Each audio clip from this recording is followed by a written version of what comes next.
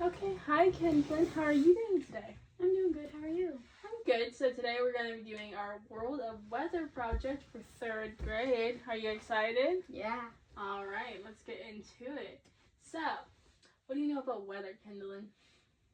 Weather has different moods. So, let's look at all of our questions for today. So, what mood do you see when you feel when you see this weather? Calm. Calm. How about this one? Kind of cold, but Cold. Yeah. Definitely a little cold in the snow. How about in the sun? happy. Happy and peaceful. Okay. So, do you feel warm or cold with all these? You kind of answered some of them. Cool, but also like a warmth in it. Yeah, I feel like especially on the beach, it can be like cold even if it's sunny, you know? So, what weather makes you feel calm? Nice, sunny days and very stormy days. That used to be my favorite, to sit out and watch the storm. What weather makes you feel excited?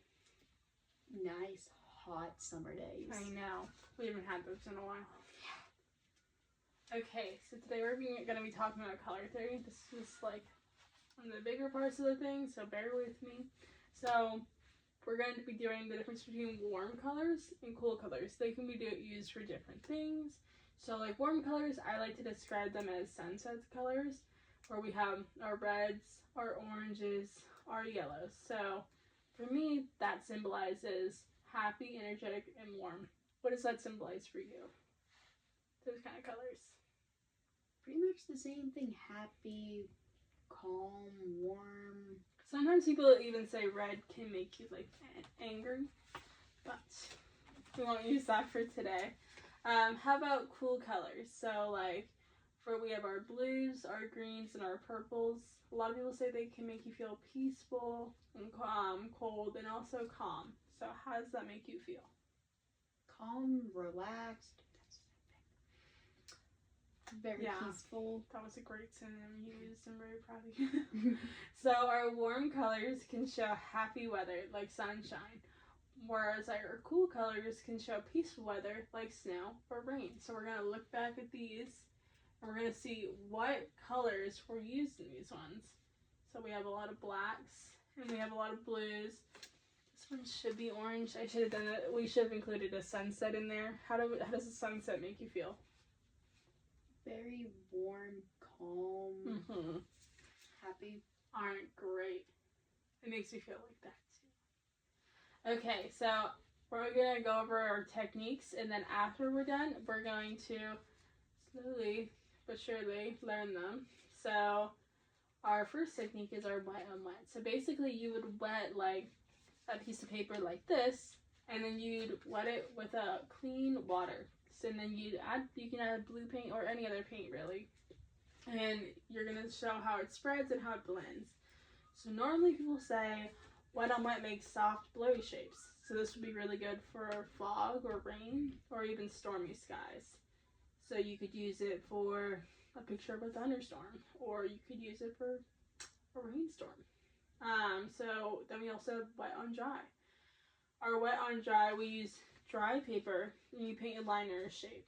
So wet on dry gives you a crisp, sharp edges. This works well for clouds, mountains, or shapes. So I always use wet on dry when I'm trying to like draw a shape, but I use wet on wet when I'm trying to blend something a little bit more.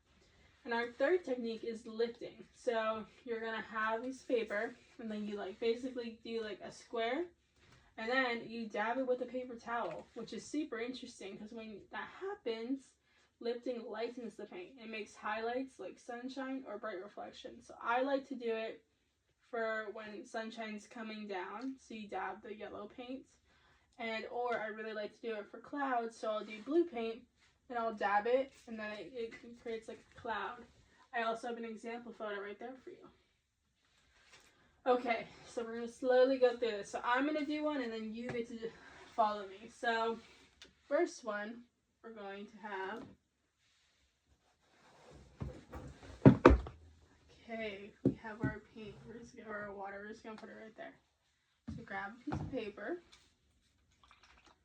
Alright, and then you're just going to paint. We're going to do wet and wet first. You're just going to kind of dab the water all over and just make sure it's like a little bit damp. You don't want it soaked, but make sure it's a wet surface you're painting on.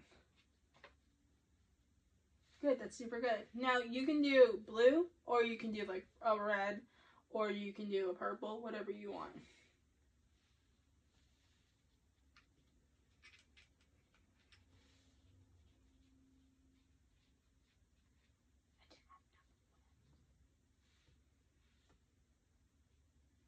Yeah, you really want to make sure your wet on wet is wet.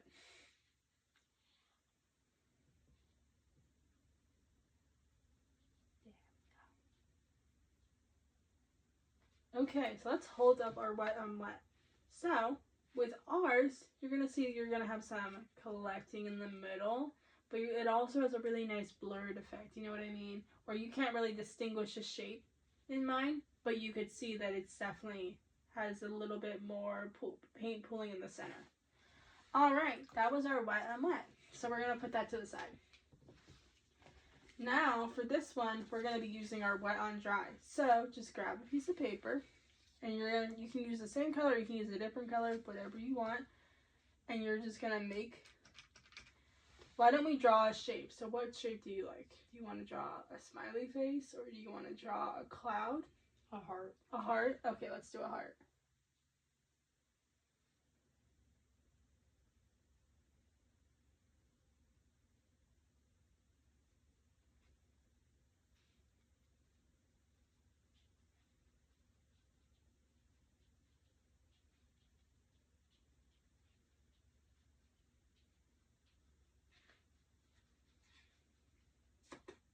Okay, great. Let's hold our shapes up. So we don't have much pooling, and mine had a little bit too much water on it. But yours, you don't have much pooling in the center, and you can see you can use sharp lines on there. So it's those ones are really great for making shapes. So if I was gonna do like, for example, in weather, if I wanted to do a really distinct raindrop, I would use a dry on dry. But if I wanted to do fog, I might use a wet on wet. Okay, now we get to try lifting, which I heard is someone's favorite here, so you get to do it again. Here you go. Okay. So for this one, I just kind of want you to just paint a square. Whatever color you would like.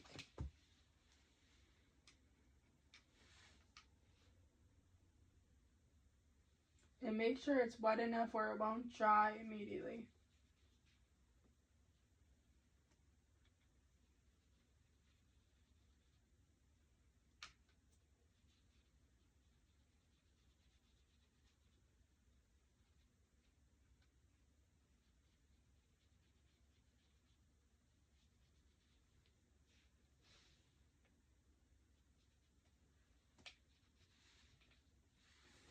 Okay, now you get to take your paper towel and you get to dab.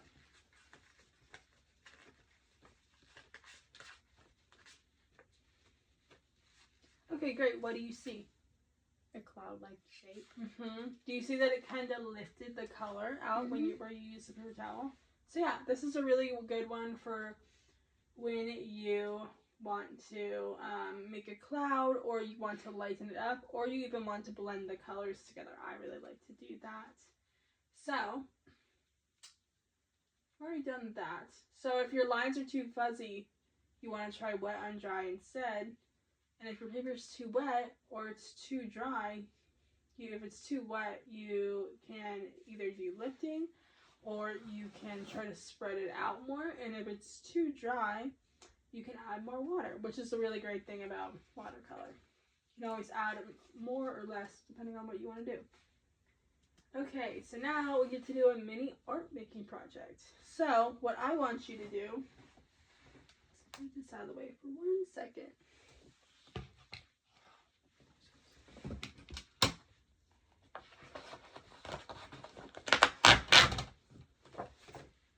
Okay. You have 7 minutes where you and I are going to draw something, okay? So, you're going to create what's called a weather mood card. Here's a pencil. You can draw or trace anything first. So, when you're doing this, we're using our mixed media paper. Some people like to do watercolor paper, but we didn't have that today. The requirements, you're going to choose one weather. So you can do rain, snow, sun. You can do a storm, or you can do wind.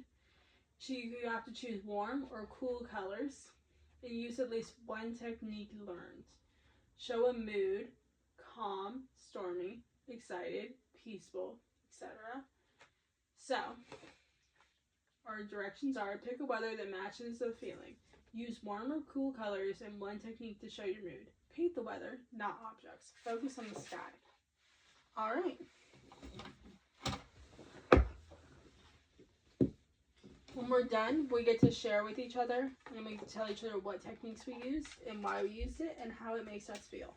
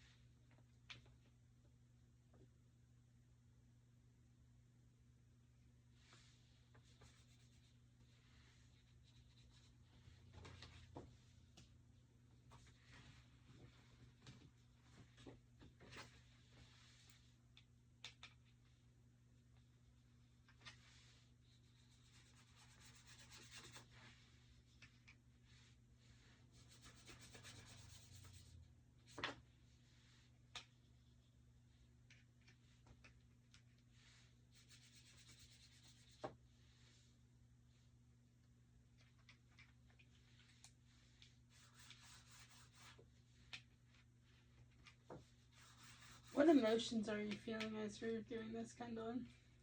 Calm. Calm. Would you say art is very therapeutic for you? Very. And do you express a lot of your emotions when you're doing art?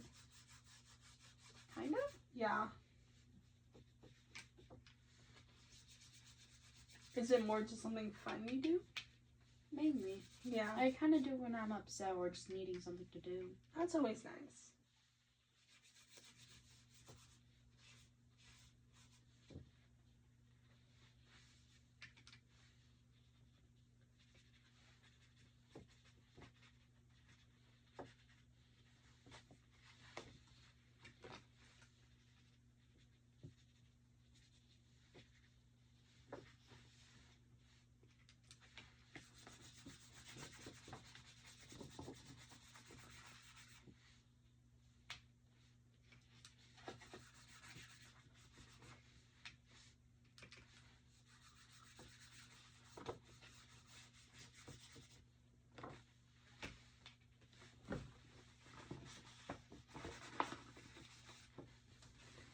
I really love all the techniques you've learned today, Kendall. They're looking really good on your artwork. Thanks.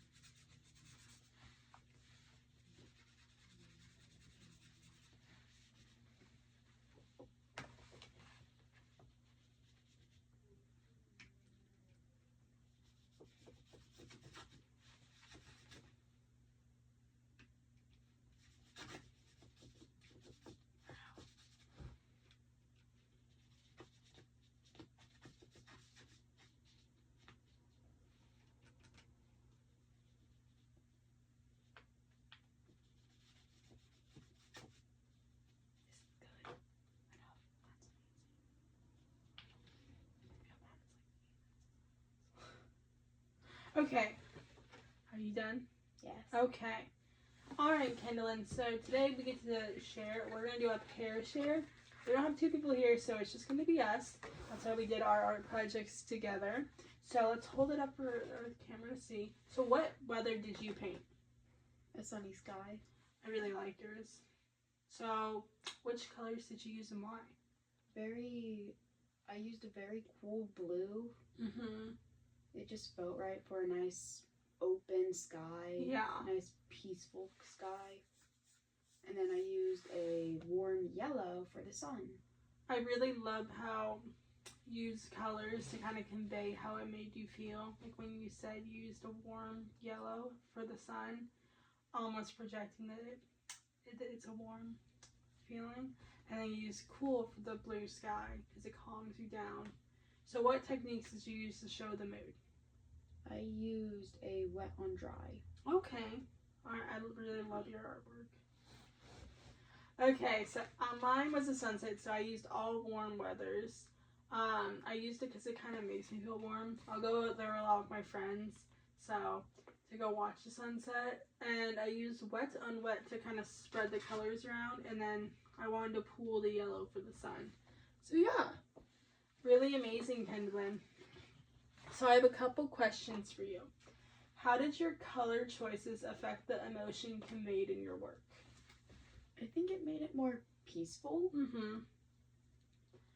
How does your background affect how you feel about certain weather patterns? Do you have a story about any warm days? A lot of them, spending it with my cousins, with my family, out in the pool. Yeah. Just makes you happy. Mm-hmm. Alright, and which color technique helps convey your mood most clearly? Definitely went on dry. Mm-hmm. It's just very easy to manipulate, I feel like. Mm-hmm. For me, I did the sunset because I always go with my friends, so it's just a happy feeling, which is why I used warm colors. And I feel like my background affects how I feel about a sunset and about warm colors. So yeah, which color, out of curiosity, which watercolor technique would you use in the future for any projects? Definitely the lifting. Lifting, that one was your favorite. I really like that one too. I like how it allows you to kind of lighten it a little bit. Mm-hmm. So yeah, that was really great. All right, thank you, Kendallin, for attending my class.